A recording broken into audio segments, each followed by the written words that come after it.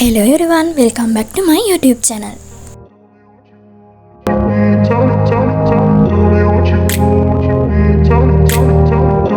අයිබෝවන් යාළුවනේ, ඔයාලා හැමෝම හොඳින් ඉන්නව නේද? කොණ්ඩේ යනවා ඉවරයක් නැද්ද? මොනා ගෑවත් කොණ්ඩේ වැවෙන්නෙත් නැද්ද? කොණ්ඩේ සුදු වෙලාද?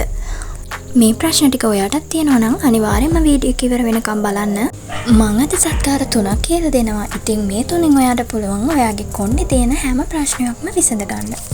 අපේ පළවෙනි සත්කාරය තමයි රතු ලුණු තෙල් සත්කාරය.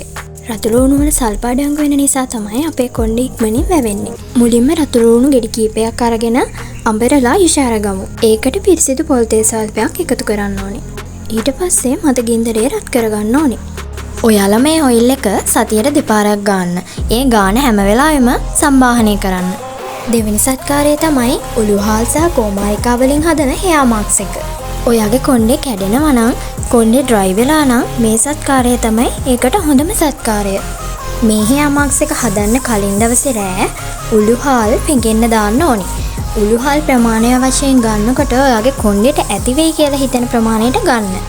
ඊළඟට ස්වභාවික කෝමාරිකා තියෙනවා නම් ඒවා අරගන්න. ඊට පස්සේ හොඳින් බ්ලෙන්ඩ් කරගන්න ඕනි. මේ හෙයා මාස්ක් එක කෙස් ගසේ මුල ඉඳන් අග වෙනකම්ම ගන්න ඕනි.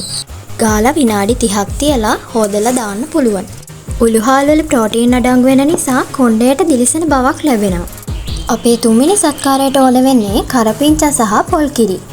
මේ හෙයා මාස්ක් එකෙන් කොණ්ඩේ කළු කරගන්න පුළුවන්. ඒ වගේම තමයි හොඳ පෝෂණයක් කොණ්ඩේට ලැබෙනවා. කරපිංච කොළ මිටකුයි පොල් කිරි කෝප්පයකුයි අරගෙන ඒක හොඳට බ්ලෙන්ඩ් කරගන්න.